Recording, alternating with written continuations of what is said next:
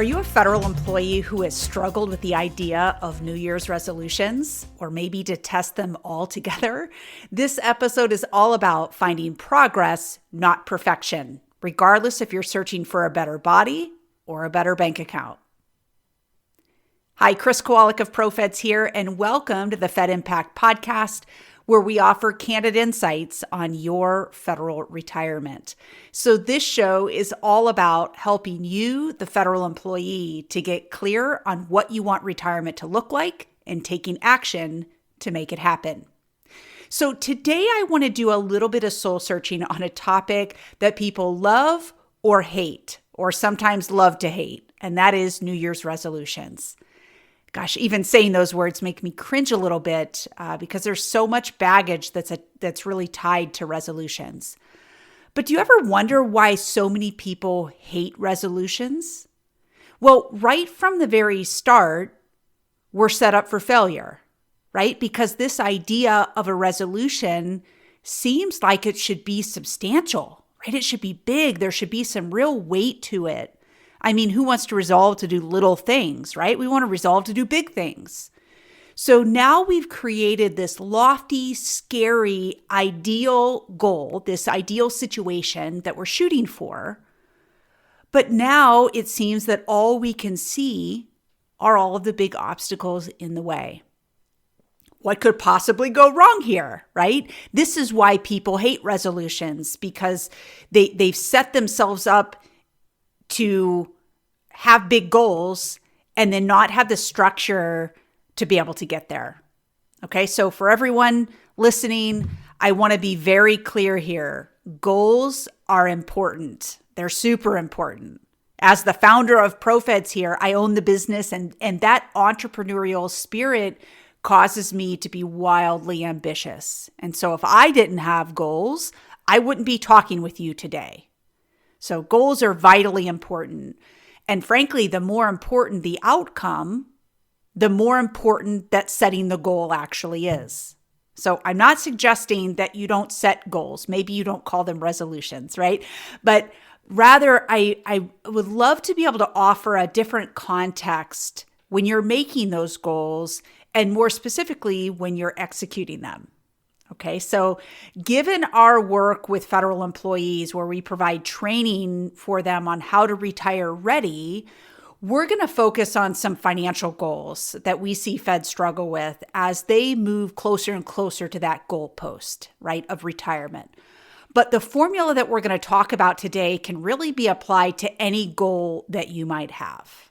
Okay, so most of the time, these podcasts and our webinars and all that are honing in on a specific benefits topic.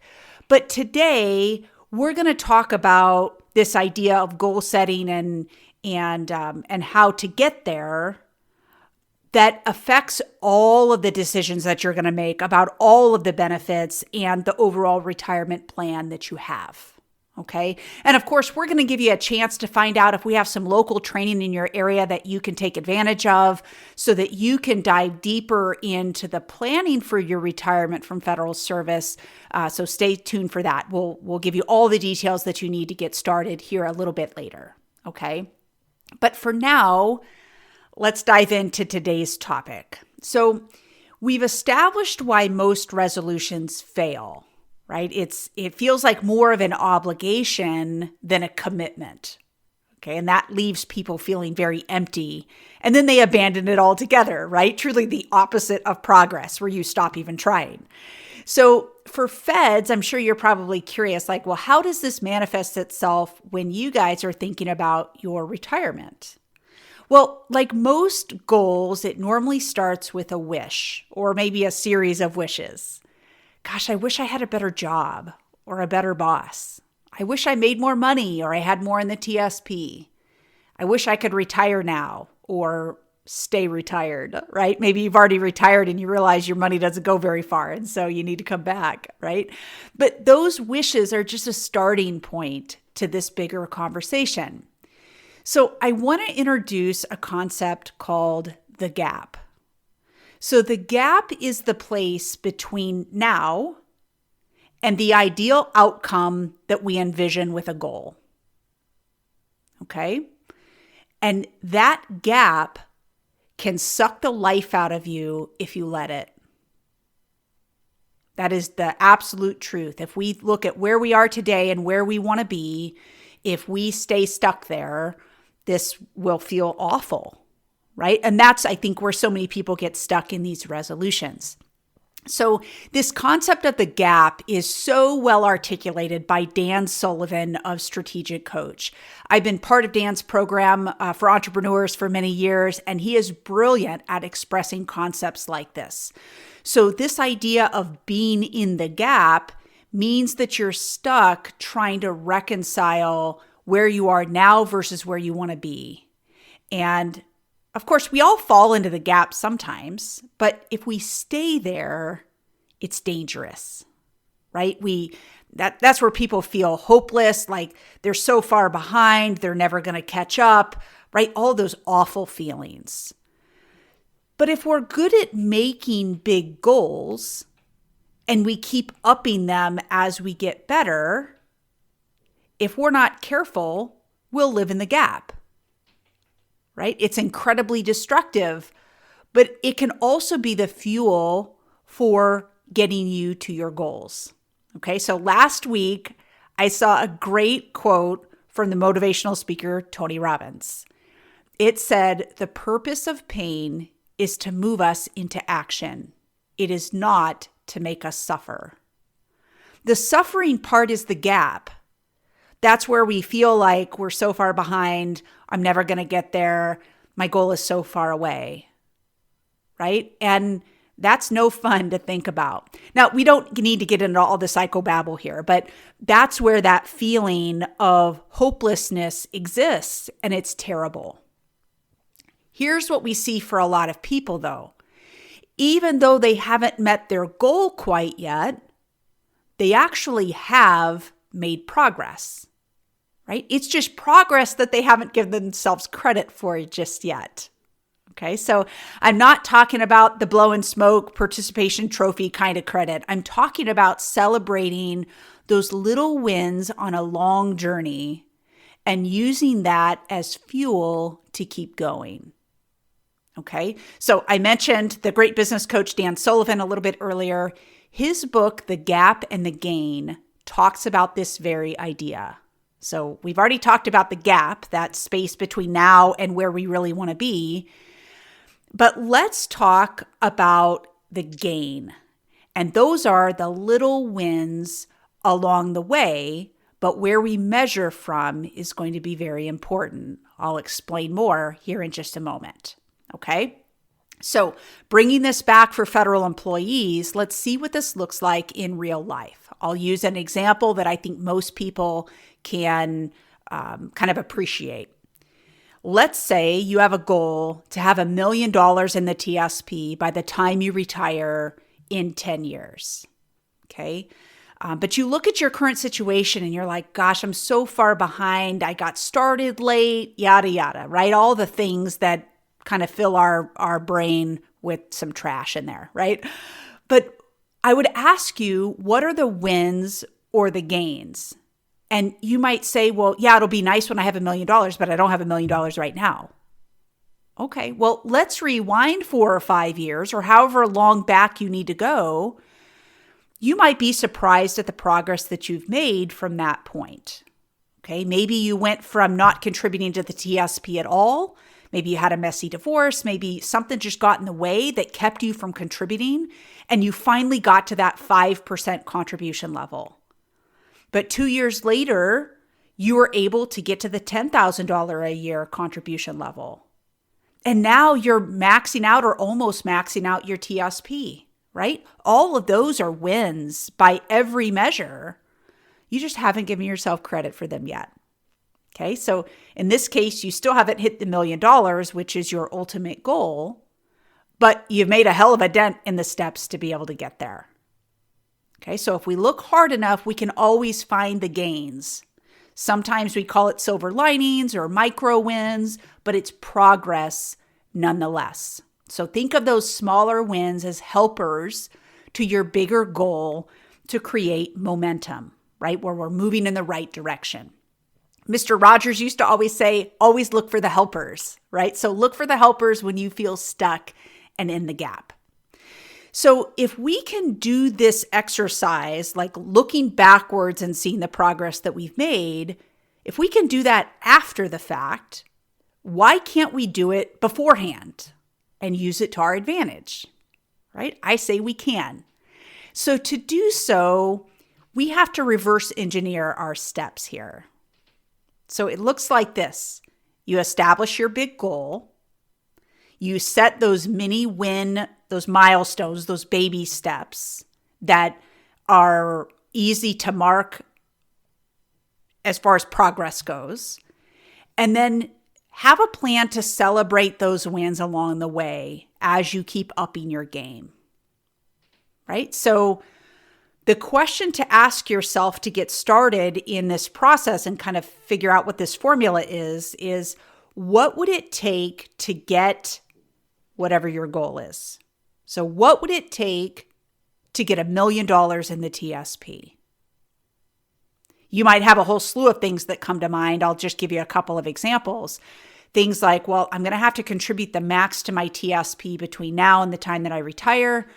I need my money to grow over time. I can't do silly things like take loans against my retirement account, those types of things, normal ideas.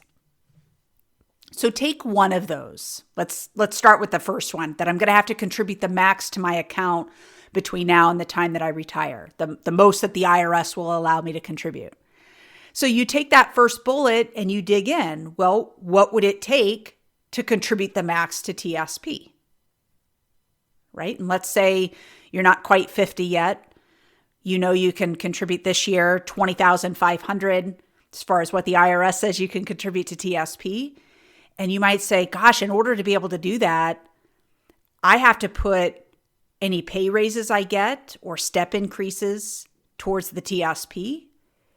I have to get that TSP loan that I took out many years ago. I have to get that paid off to free up the money to have more to put in the TSP each pay period. Maybe you've got some bad credit card debt, high interest rates that are just killing you. You had the goal, the little step to say, you know what, if I can just get those things paid off, the money that I'm putting towards that, I can put directly to the TSP. I'm already not living on it because I'm continuing to pay those off. I'm just not making any progress, it feels like. And then things like looking at your budget and perhaps reducing some frivolous spending or things that you pay for that you don't really use, right? Those are all good ideas, and those are all little wins. If you can put that in a process in your own mind to know that these are the steps to get to your bigger strategy. Okay, this way you're setting yourself up for those mini wins right from the very start, right? You still haven't met your $1 million goal yet. But if you wake up every day and say, did I meet my $1 million? And you judge your happiness by whether the answer is yes or no, you're going to be unhappy for a really long time. Okay, so as long as you are taking the action steps necessary to make it happen, then you are in good shape. Okay, and if there's a time that comes that you don't meet those mini wins perfectly, celebrate the progress. But here's the key. You have to celebrate from today backwards. You can't look at how far you are away from your goal. You have to start with where you really started from and measure to today. Okay, so just remember, as Tony Robbins said, the purpose of pain is to move us into action. It's not to make us suffer.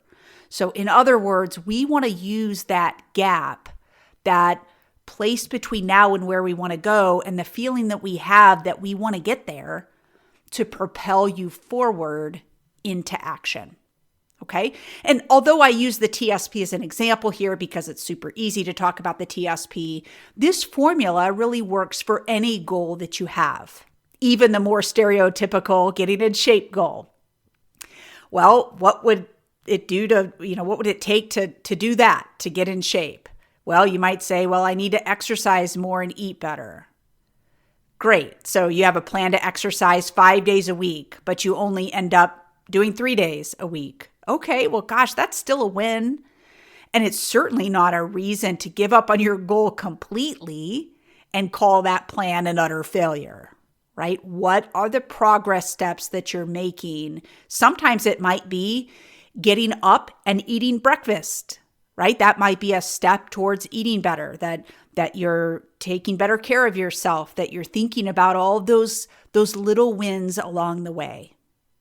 Okay, so and obviously getting in better shape is always a New Year's resolution for people.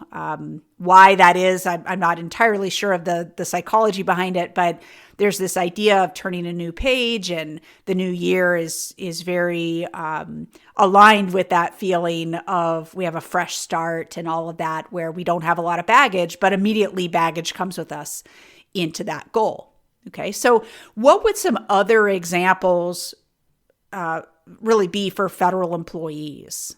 Well, maybe you're thinking, hey, I heard that life insurance gets really expensive in retirement. The stuff that I have right now under FEGLI, maybe I really need to get my life insurance plan in order. And I got to get clear on what I want for my family. And maybe it's not FEGLI, but where do I go to look for other things, right? There's all these things that immediately come to mind that are the obstacles getting in your way, right? Maybe you've been to one of our workshops, or maybe a webinar, or listened to another podcast where we talk about long-term care. And you think, good Lord, I need a strategy for that. I don't love long-term care insurance necessarily, but I know there are other ways to solve this. I need a plan in place because I don't want my kids to have to take care of me. And it's really expensive. You have to pay out of pocket, right? Again, you have the initial goal, and then all the fear that kind of creeps into that. Or maybe you have more of an overall strategy, like tax diversification. You're worried about what taxes are going to look like in retirement, and rightly so, right? But you've been wrestling with this idea that causes you to wonder about things like, well, what about the Roth TSP or those other investments that I have out in the private sector? What am I supposed to do with that? How do I make them all work together? It can feel very, very overwhelming. So there's a slew of things that you may have on your plate that can put you in the gap. That feeling that you're just like, oh my gosh, I'm never going to get there. And if you're not careful, you're going to stay there, which is where people get stuck. Okay?